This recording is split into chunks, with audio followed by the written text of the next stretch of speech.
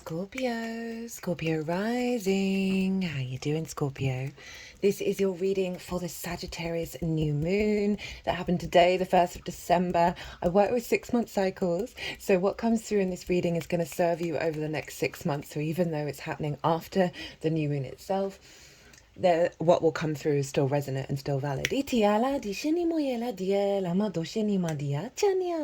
Hello and welcome. My name's Chloe. I work with card divination, astrology, and as you heard and as you can see, I channel multi-dimensional energies through my body, both in the form of physical and vocal light language. All of this brings in healing, attunement, and activation codes to the messages that come through in these readings. So as always, take what resonates, leave what doesn't.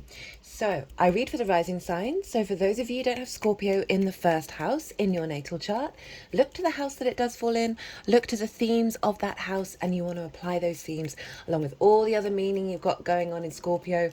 I've got Saturn and Pluto as well as my South Node, so I'd apply all of that energy, all of the meanings behind all of that to what comes through in this reading, because it will be as if that Scorpio energy has now energetically moved to the first house. So the astrology for the rising sign will still link in. You just got to add on your own natal chart meaning on top of it. So I'm going to talk about where this is happening for Scorpio risings and some key pointers, what kind of intentions to set. And then I'm going to break down the astrology for the rising sign. I'm going to tell you what's going on with the tarot, what's going on with the cards, and we're going to crack on. So Scorpio rising, where is this happening? Well, it's happening in your second house. This is the house of your resources, your skills and your tools that you have in order to manifest and bring in a regular income. It is the things that you value and also how you value yourself. Now, this bit's the most important bit, because if we don't value ourselves truly, madly, deeply with the unconditional love of source, then we can struggle with things that we place value in, because so often that recreates our lack of our own value, as well as not being able to access those skills and tools in the biggest way possible and being able to manifest in the 3D when we're coming from a little bit of a shaky space of lack of worth. It's a big house, got big themes. And so intentions you can set around this new moon. As I said, you're going to be watching this after the event. I find that you can still tap into the energy. You're not missing out on setting those new intentions in any way, shape or form. So intentions to set with a new moon, where we get a fresh new energy based on everything that we've learned over the last 6 months. It's a time of renewal. It's a time of expansion. And all of this energy is going to unfold over the next 6 months. So intentions around elevating your skills and your tools. Intentions around elevating your manifestation capacity, perhaps getting in more regular income, an ascension and raising up of the things that you value, right? Sometimes we can value superfluous stuff. It's not the core energy that can then just distract our mindset and have us go in all sorts of different directions, as well as setting the intention of valuing yourself, as I said, truly, madly, deeply, utterly, with the energy of source.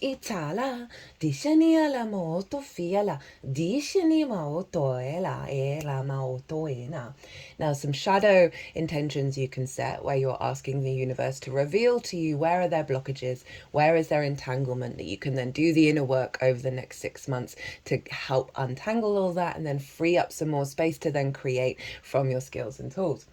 So blockages around knowing your own value, that's going to be a core one, as well as blockages around your capacity to truly embody your skills and tools. Blockages around abundance and value and money, right? And resources. So often we can have blocks around that because we might have a scarcity complex. We may have a guilt complex that we shouldn't receive all these things when the rest of the planet isn't as well, right? That can be quite a big one. And so really working through all of that, these can be great things to do over the next 6 months. So those are some of the core intentions you can set. So the tarot, what's going on with the cards? There's going to be 3 piles all along that selenite. The first pile is, what's the intention of this moon, the unfolding? What's the activation code that's coming through that over the next 6 months will come into being, right? The most integrated and expansive intention of this new moon for my lovely Scorpios. The second part is what's the challenge and how to work with it, right? There's lots of reasons why the challenge energy is coming up. Ooh, all right. Love that set of cards. That we have shifted into a frequency that's allowing more space for our consciousness to expand, right? And our awareness of the magic of the universe and integrating it in the 3D. We've been doing some tremendous work on that. And with this comes stronger challenges that are getting to like core archetypal wounds, that when we do that work, we're then gonna magnify the expansive consciousness that we're heading into, because we're clearing some work there. So there's also other reasons why challenges are going to be quite predominant with this transit, and I don't feel like it's in a bad way. It's just the reality, because, and I'll get to it later, the two rulers of this chart are both retrograde, and this moon was square Saturn. So there's some stuff that we've got to revisit and go over and be in observation of. So File 2 is the challenge, right? And it's helpful to know what the challenge is, because it's usually pointing at something that we need to do the work on in order to magnify what's going on here. Now, Pile 3 is going to be what to tap into to help really amplify the intention. Pile 1, you know, where to redirect our energy over the next 6 months, that will really amplify what's coming through. We're also then going to get a card up from the bottom of the deck, and then I'm going to pull a couple of cards on the Mercury retrograde, and this is very much in alignment with this new moon. It's also tied into the Gemini full moon, because it's going to go direct 12 hours after that full moon, and it's retrograde in the sign of Sagittarius, so it's playing a big role. I'm going to be pulling a couple of cards on that, as well as right at the end, I'm going to be pulling one card from 3 different oracle decks that are going to sum up all of the energy at the end. Ooh, okay.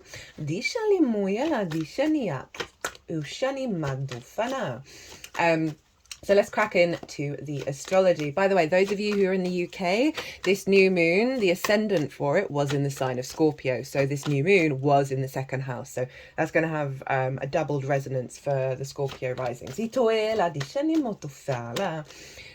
So this moon is forming a grand fire trine by aspect. There is something going on in all the fire signs, and they are all making an aspect with one another by way of a trine. And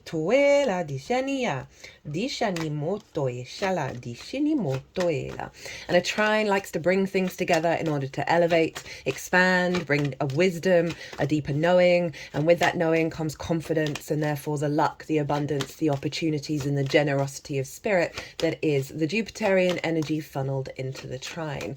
And so this is all happening in your work houses. All the way that you work and manifest in the world is via your fire, and fire is instinctive, right? It's very passionate, it's very courageous, it likes to move, it likes to transform, it's very independent. So we have the North Node over in Aries, right? And this is where we've been striving, expanding into new territory, can make things really big wherever it is. It's going to leave in January. Yeah, January. So we've had it there since July last year, right? You've really found you've been pushing into new territory, and that can make us feel a bit uncomfortable, a bit discombobulated as we adjust to it, because humans struggle with change. And this is in the adult in the room, the 6th house of work, how you work. It's like the lens in which you figure things out. It is about physical health, routines, co-workers, and therefore collaboration, and pets, and therefore acts of service. So as I said, it's the adult in the room. And so the North Node is being really helping you get comfortable with your unique, independent, autonomous way of working. That it's through your instincts to take action, that you understand your own health and your own routines.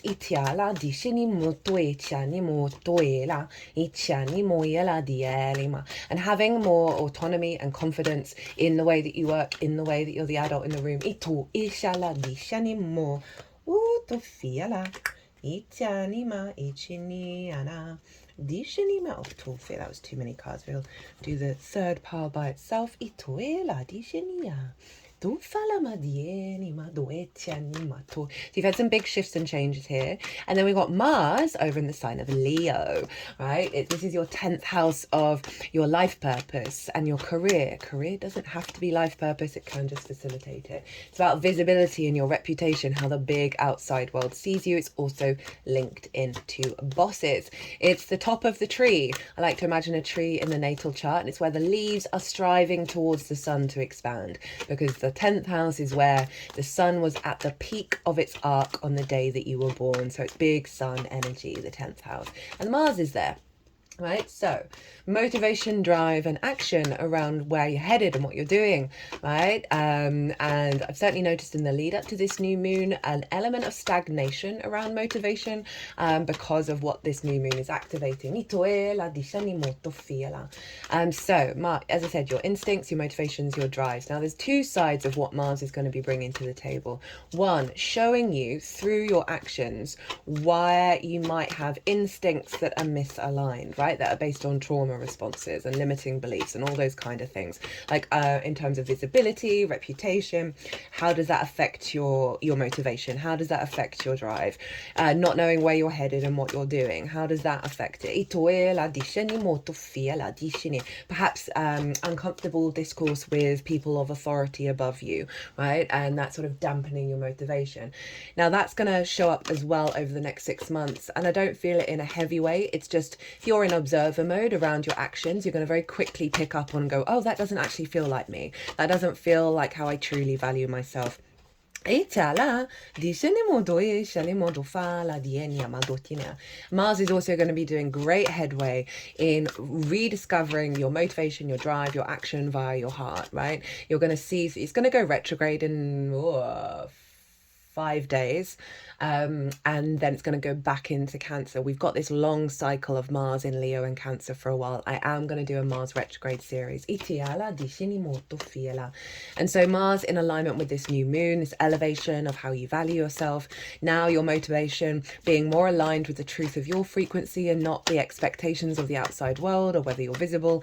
This is all funneling into your 6th house of work as well, of like expanding into new territory, of being able to figure things out and then implementing it with that Mars, right? The awareness coming through with the sun and the moon in the 2nd of your own value, of your skills and tools, stretching into new territory of how to apply them, and then Mars very much being instinctively aligned in the actions as you move forward along your soul's path. So what I really like about this grand fire trine is it's following a ton of grand water trines that we had, right, at the end of the summer and over the last couple of months. And this was doing some really deep work in the emotional body, right, and healing that and elevating the wisdom that we have in the memory of our water in our body, right, which is very powerful. And then after that we had the Taurus full moon, which was all about shaking off limiting beliefs around our body, knowing that it's in an abundant environment, right? That's usually because of past experiences, that your body's then in fight and flight. Uranus was conjunct that moon, it reset our nervous system. And so now we've got the setup from that emotional healing, from that body healing, to our instincts being recalibrated, right? That sort of immediacy of fire, and recalibrated to the integrated consciousness that we're stepping into, that I was talking about. And so the alignment here is really powerful, and that's in the way that you manifest, in how you show up in the world. How you create. Nope, not that one. So that's what's going on with all the fire. Now, who rules Sagittarius? Well, that's Jupiter. So where's Jupiter? Over in your 8th house, right, of the outside world's resources. This is opposite Sagittarius. And so this is all about, as I said, this is your interaction with anything other than yourself, like the outside world. This is mortgages, loans, taxes, debt that's owed to you, debt that you owe, more one-off chunks of money such as bonuses, commissions, inheritance, itoe, like both 3D and cosmic. And so, as I said, it's dealing with the resources of the outside world as well as more one-off chunks of money, one-off chunks of resources. It's also about relationship dynamics because it's the exchange between you and anything other than yourself. And so this time, money, energy, intimacy, how we give and how we receive, the lens in which that shows up. That's funny. This card was what was at the bottom of the deck for this one. Okay, they want in another one. And so often we can have scarcity complexes here. We can have fear mindsets of, are we going to get the resources that we need? Do we need to then hoard everything? If we, and really sort of through that worry of the future. It can be about codependency, giving too much, taking too much in relationship dynamics, feeling out of whack, feeling out of balance. Now Jupiter's there, and Jupiter is retrograde, and so Jupiter is all about expansion. It sort of amplifies energy. It's similar to the North Node. It is also about wisdom and an inner knowing and a truth. Think of those themes that I talked about with the trine. So Jupiter is helping. So when Jupiter's retrograde, it can mean a lot of questioning of faith, questioning of abundance, questioning of all those Jupiterian energies, as well as I find when planets go retrograde, they draw all that out energy that would normally go outward, inward. So this is a deep recalibration with you around your relationship with the outside world. It's a very psychic house as well. So I can see you getting lots of internal downloads from source in order to elevate your good spirits, your sense of generosity, your sense of just like the Jupiter energy is very buoyant, right? It's the biggest gas giant. There's an ease to it, but there is an inner truth that it's striving for. So Jupiter transit through the 8th can see a healthier relationship with the outside world, more resources coming in, feeling good about going out and about in the outside world, as well as finding a deeper wisdom around your relationship dynamics and how to shift that frequency and elevate it. So it's retrograde, so there may have been restrictions around all of those things with this retrograde, all in order for you to establish a deeper resonance of your own resources and the strength of you within the outside world. So it's influencing this moon.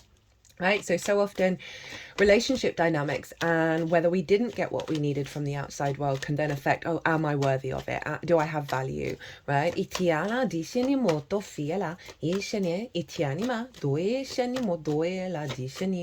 that can be a real theme that Jupiter's bringing in for you, of helping you reorientate your energy back to yourself,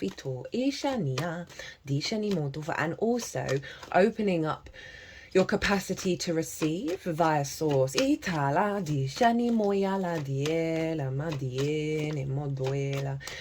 in the 8th really does give a heightened level of mysticism, of sort of the mystic. I know Neptune also brings that in as well, and a resonance of just a ease of spirit with the outside world, and that's going to be bringing in all this sort of a deeper understanding of what source is all about and how that's reflected back in the outside world to you.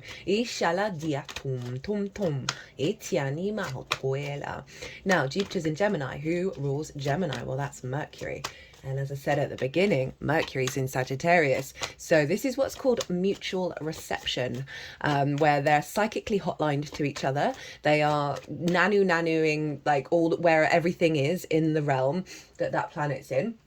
So Jupiter and Mercury aren't best favored in Gemini and Sagittarius in terms of the traditional astrology, but because they've got mutual reception, essentially Mercury's got all the support from Jupiter and Jupiter's got all the support from Mercury, as well as they are both sort of seesawing, facilitating each other's journeys. So something's going to happen over in with Jupiter that's activating the next part of the cycle with Mercury, and they're going to feedback loop between each other, and they're ruling the whole chart.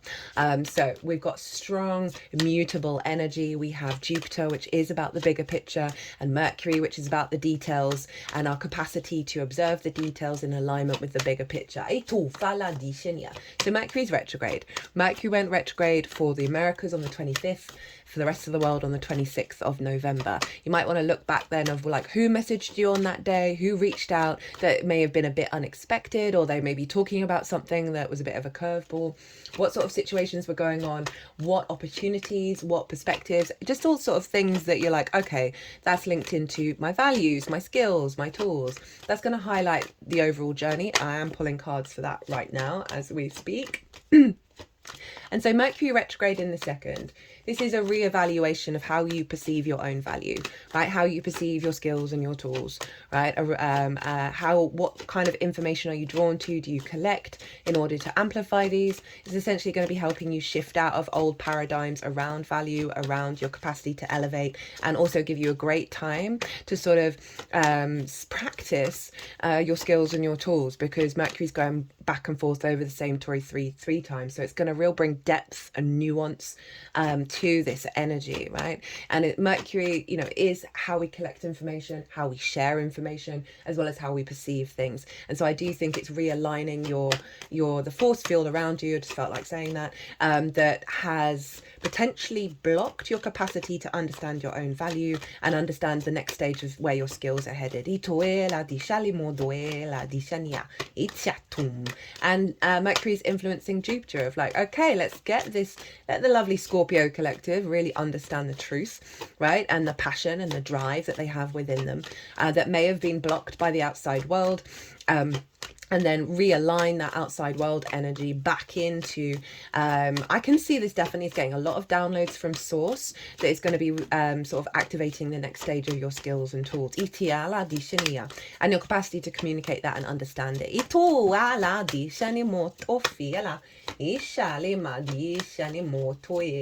Really blending the sort of the magical with the physical world.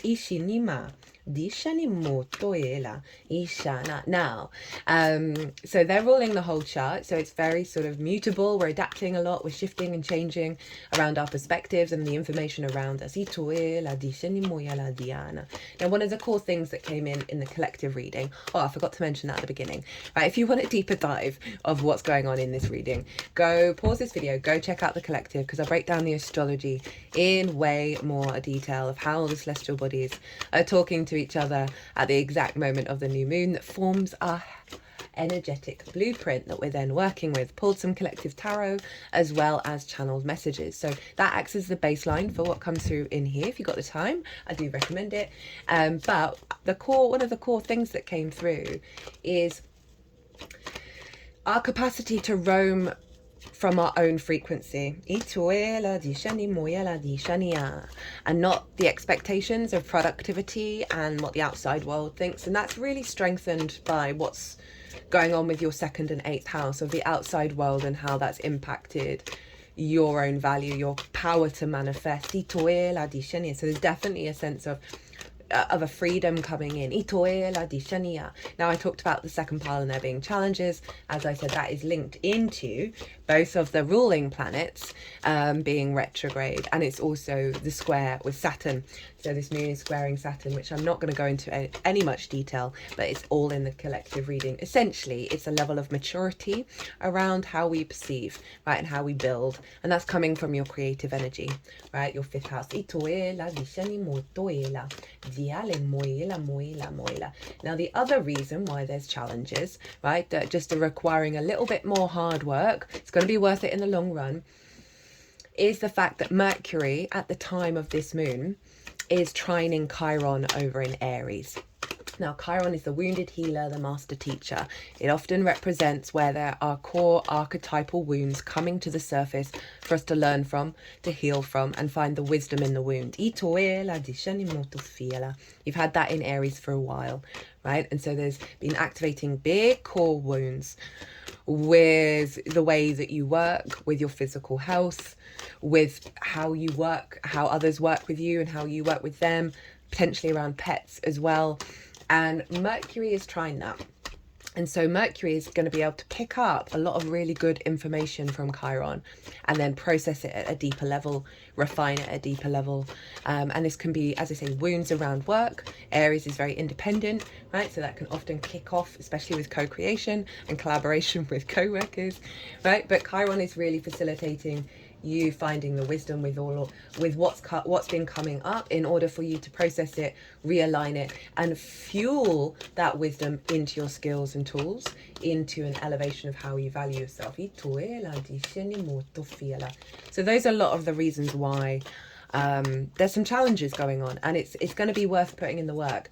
One of the phrases that I felt called to say in every reading is trust the process. And this is with the retrogrades, right? We're not going to have all the answers. It's not all going to manifest immediately. We're going to have to go back and forth over certain things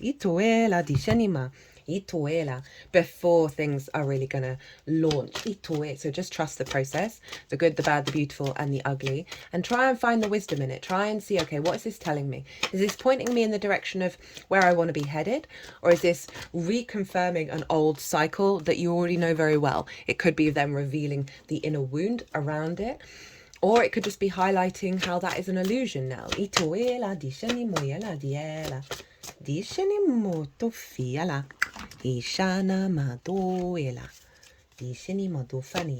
Now there's some cool stuff going on with Venus, and that's linked into the moon because they are both out of bounds.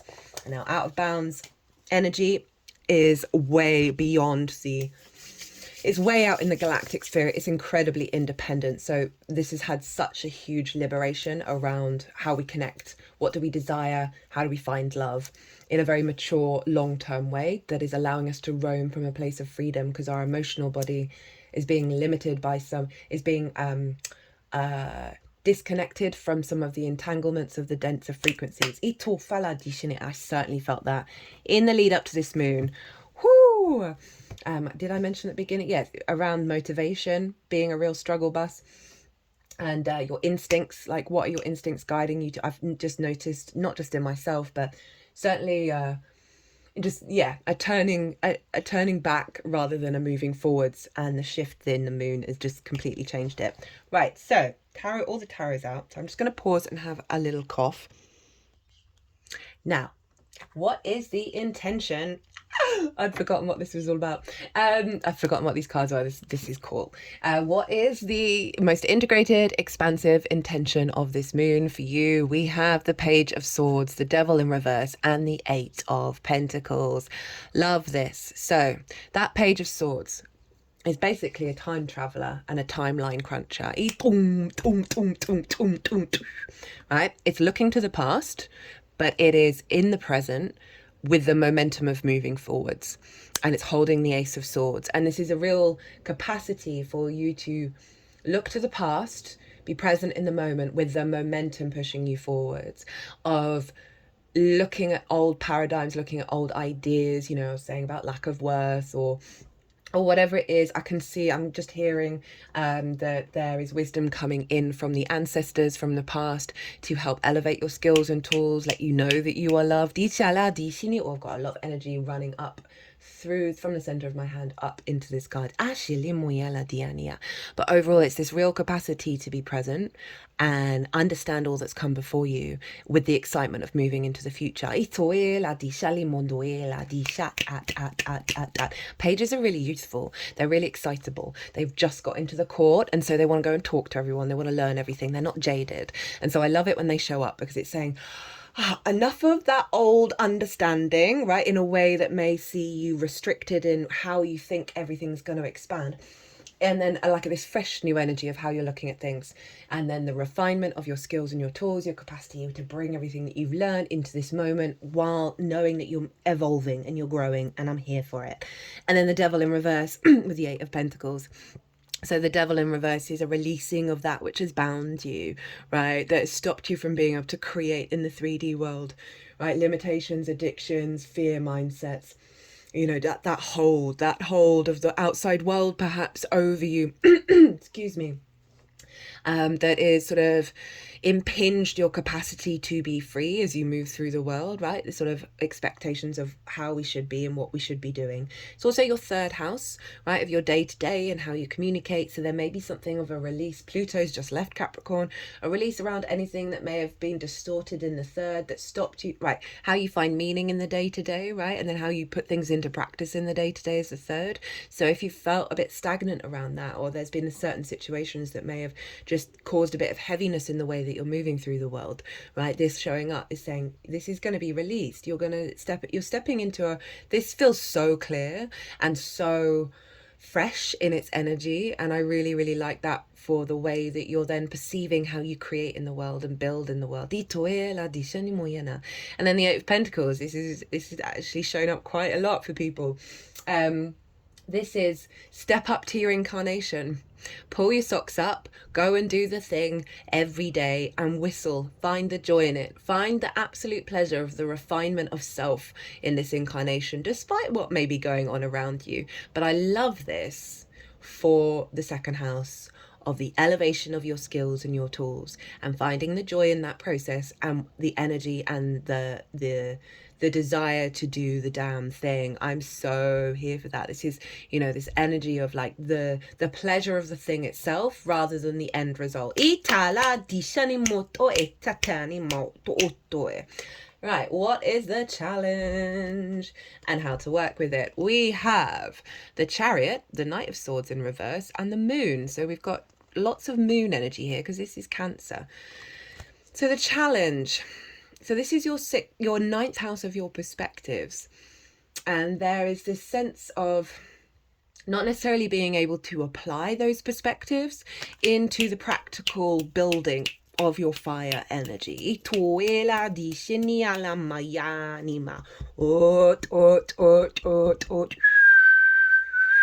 Because this is the challenge of how to implement it, how to get it in there. And that there may have been some blockages around. You may have had some real awakenings with your perspectives. I know it is the Cancer card. Cancer's been getting a bashing ever since the nodes moved into Aries and Libra. It's going to change in January. It's essentially where you see the South Node being activated.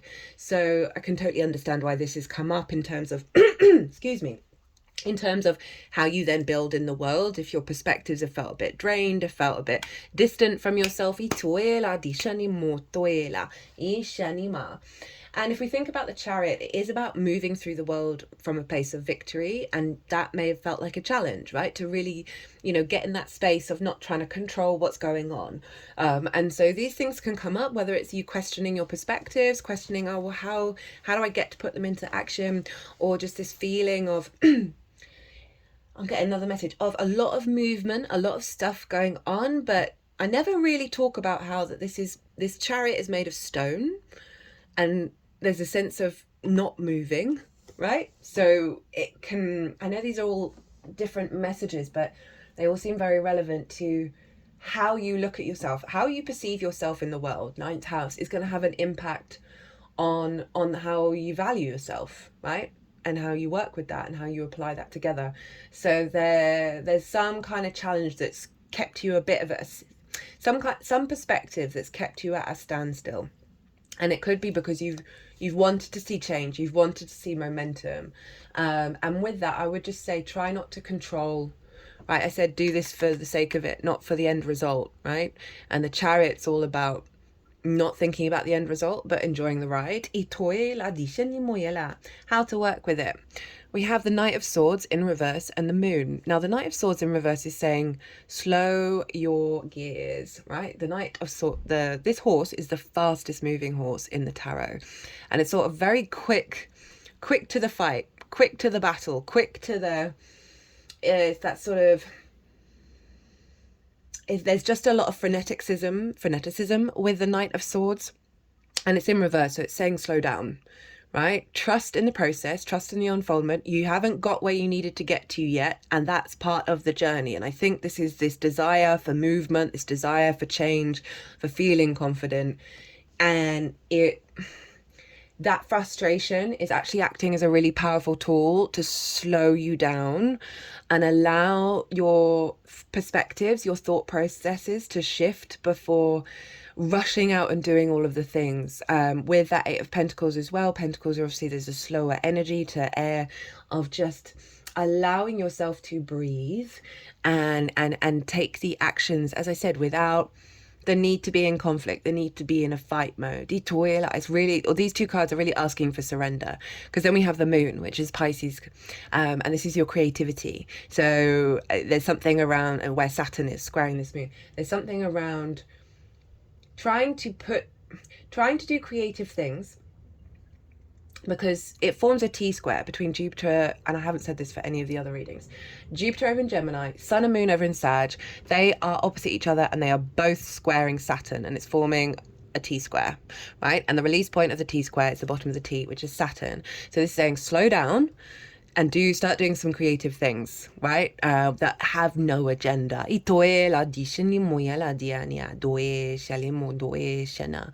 know, the moon is very sensitive. It's the unseen realms. It's sort of your psychic softness. And there's a sense of, through allowing that softness, through allowing that not knowing, because it's not the full light of the sun, it's these things are hidden, through allowing that kindness and softness within yourself, without the rushing around, without the like, I've got to do the next thing, I've got to think about the next plan, I've got to activate it, I've got to do it. This is all saying pause, slow down, be kind and loving to yourself, allow your intuition to come through, because it feels like it's been blocked, in a way, not fully, just there's a part of it that's been blocked.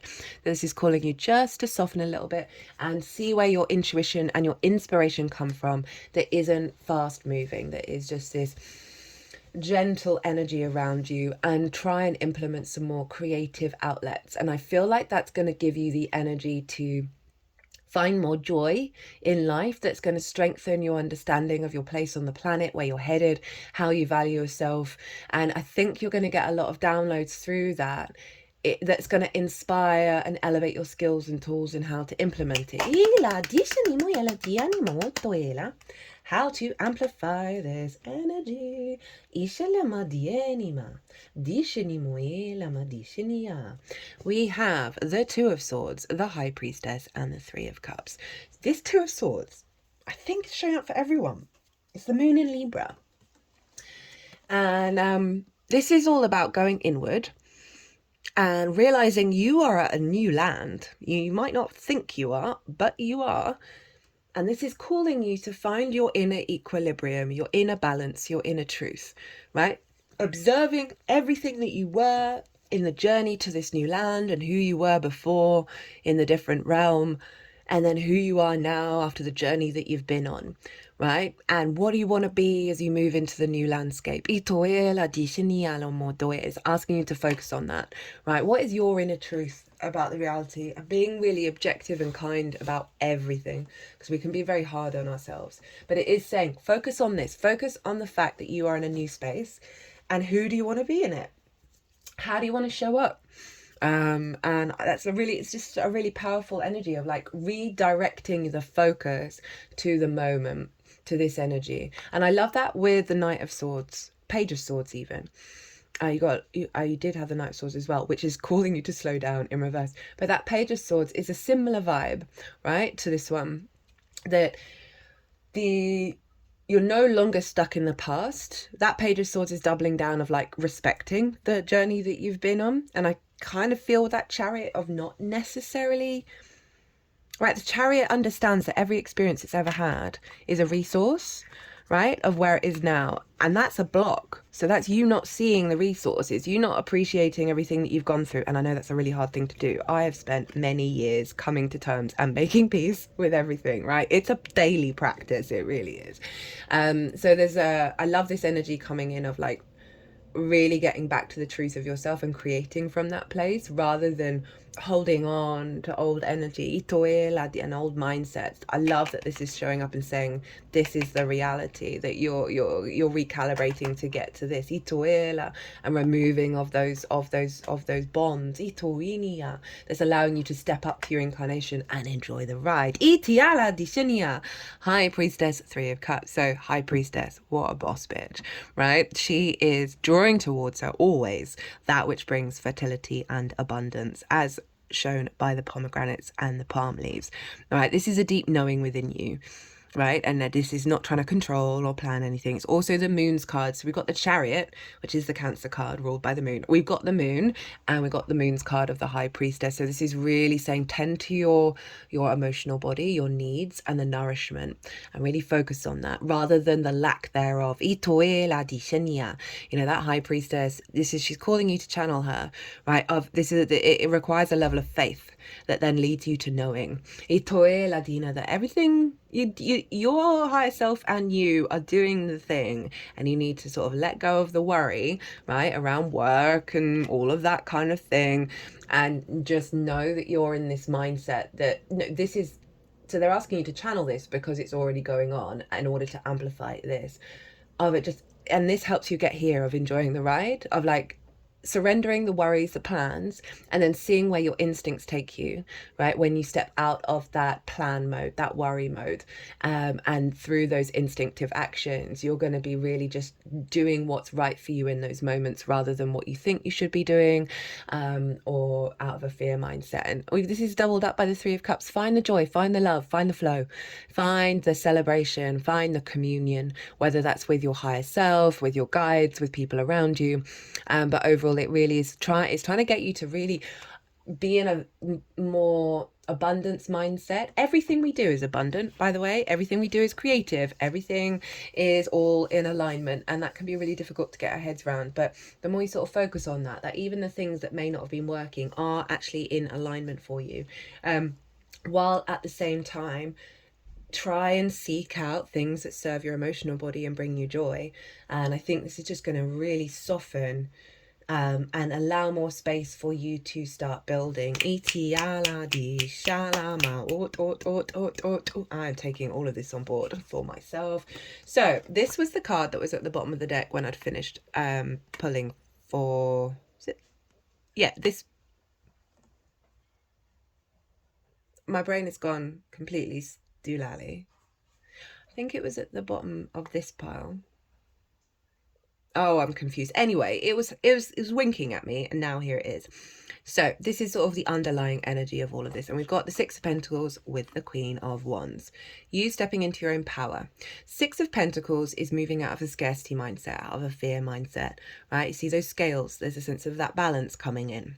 Right, that this can be you doing this for yourself as well as the outside world's energy, or certain situations that are going to happen over the next 6 months where you no longer feel in this state of the 5 of Pentacles, which is isolated, left out in the cold, haven't got the resources that you need, right? This is you feeling a lot more, there's a sense of reciprocity coming through for you with this moon, which I love for the sort of second house energy, and the Queen of Wands, you being in your power, you cultivating your skills and tools, you knowing where to go to get the sunlight, you feeling very independent, very courageous, very charismatic and transformative in your own value, sitting on your throne, being an absolute boss. Now, what is Mercury up to? I didn't see any of these cards. The intention of the Mercury retrograde in your second house. Whew, speaking of bosses, hello, King of Pentacles, great for a second house transit, right? The King of Pentacles holds the golden scepter. The only other figure in tarot that does so is the Empress. Look at all those grapes. We've got grapes here. We've got one set of grapes there, but we've got all the grapes here, and this represents abundance. King of Pentacles takes action from the inner abundance that it feels, and it's because it's done that, it's now got to a space where it's living in a massive castle and just hanging out with all its finery. And I really want to stress The King of Pentacles acts from its inner space of abundance. It's not what's going on externally that it is able to create in the 3D world. It is the body feeling it has of abundance, and that every act of creation is abundant. Itoela dishanima or toela. But this is great, for the intention of the retrograde is to get you to realize that this is you. Ituala dishanimo tinima.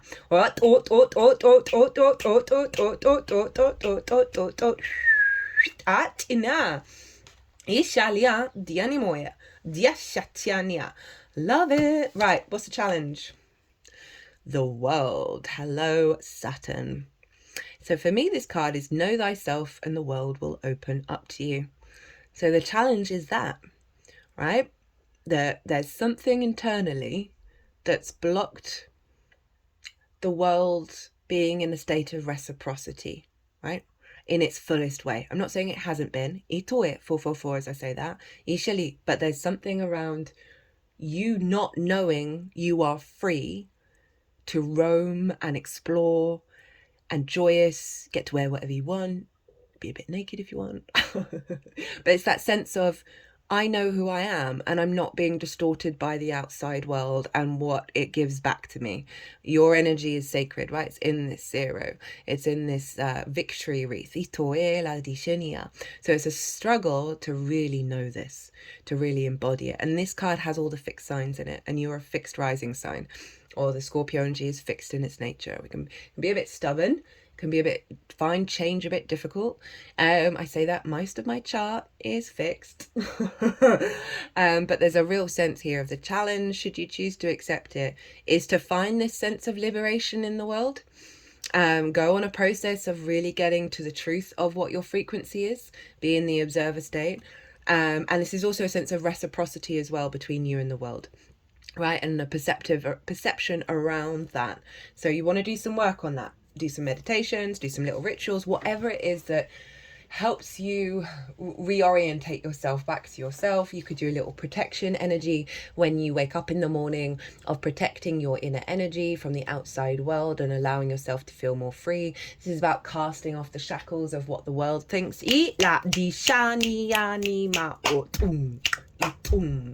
Sorry for those loud noises. The thing I was sitting next to, onto, was yeah. Anyway, I think I got that covered. Right, how to work with it. Oh, I love this. How to work with this Mercury retrograde. This is the Four of Wands, and this is all about celebration of milestones. I link this into the harvest. All these figures have spent the last year preparing the ground, growing the vegetables, whatever it is. And now they've brought the harvest in. It required work. They did the damn thing. And here they are able to celebrate. So for this to show up as how to work with this energy, celebrate all the milestones you've been going through. Every single one. That you brush your teeth today, right? All the little ones. Find a way, and this ties in with this Three of Cups, to celebrate, to understand the journey that you've gone on and see the work that you've done and be so grateful for your existence. Now, what's at the bottom of the deck? Ooh, Three of Swords in reverse. So I love this. This is all about releasing of things in your heart. Leo rules the heart, that may have blocked your motivation, your drive to charge ahead in your life purpose, your life path. And that can be linked into blockages around self-value. As I said, certain situations at work, maybe the career didn't go in the way that you'd like it to, whatever it is, or, you know, there's been some restrictions around doing courses on elevating your skills and your tools, and you just felt like, stuck in the heart, right? Those swords are falling away with this Mercury retrograde. Got to give it some time, but there's just going to be a lightness of being in your heart. So I think this is going to be easier for you to access. But can we just reconnect back to this King of Pentacles for a second house of your resources and your ability to manifest in the world? Another good card for this, it would be on the same path, is the Magician. Right, let's read these oracle cards. Whistle while you work. Pause pause, and reflect on why that chariot may be blocked. Also, I want you to do some lovely, soft, lovely things. Maybe salt bath, maybe do some magic, get yourself all flowy and just out of the rational mindset and let the transmissions come through. You know, it is not, and not everything's visible on the moon's journey, and not everything's been visible on your journey as you evolve through these pillars, and really taking that in the mindset of like, there's bigger stuff going on that you may not be consciously aware of, and that you're going through a process of unconscious, looking at unconscious mechanisms, right? Knight of Swords in reverse with the moon, and doing some deep work with it. Focus on the joy, on the love, that you're at this new reality. Who are you? What do you want to be? Let things unfold. Know that you're drawing towards you what you need. It doesn't necessarily mean it's going to show up straight away. Have faith, have trust the process to get into boss energy. I am here for all of this. Okay, so we have from the Four Agreements Oracle, which is a very mercurial deck. The book was written by a Virgo sun, and this was given to me by a Gemini rising. Always like to bring this deck out when Mercury's being an absolute G, right? Don't make assumptions. Assume nothing. In any kind of relationship, we can make the assumption that others know what we think, and we don't have to say what we want. We assume they are going to do what we want because they know us so well. If they don't do what we want, we feel hurt and think, how could you do that? You should know. Okay,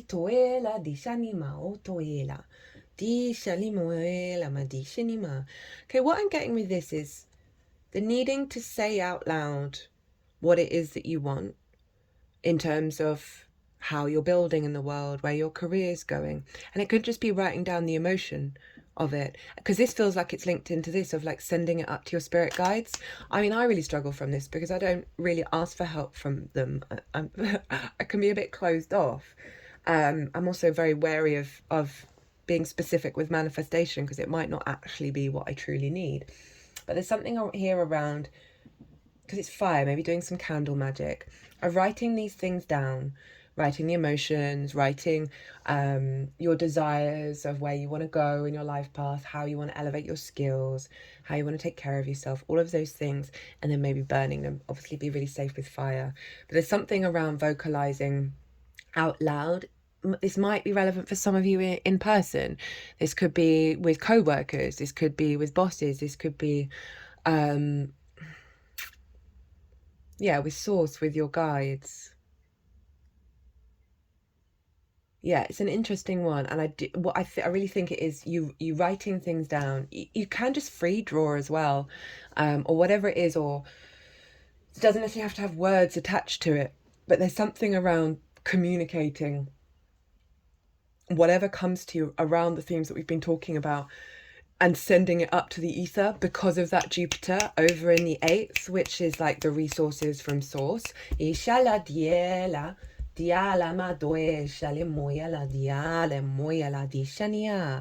Right. Next up, we have from the Shaman's Dream Oracle. All the decks are in the description box if any of them take your fancy.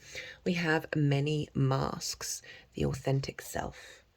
The authentic self, energizing internal allies. That's just what I was talking about. A conscious shift. We live in a world, because you've got the moon, you've got the high priestess, you've got the chariot. This is all watery, intuitive, psychic energy.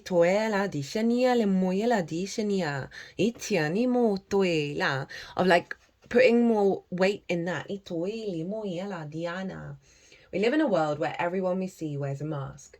We wear these masks, and I feel like with all this sort of softness energy of not rushing into things is when you take that pause, especially Scorpio risings, you're a water-based rising sign. When you take that pause, that's when your fiery instinct is going to come out. But it's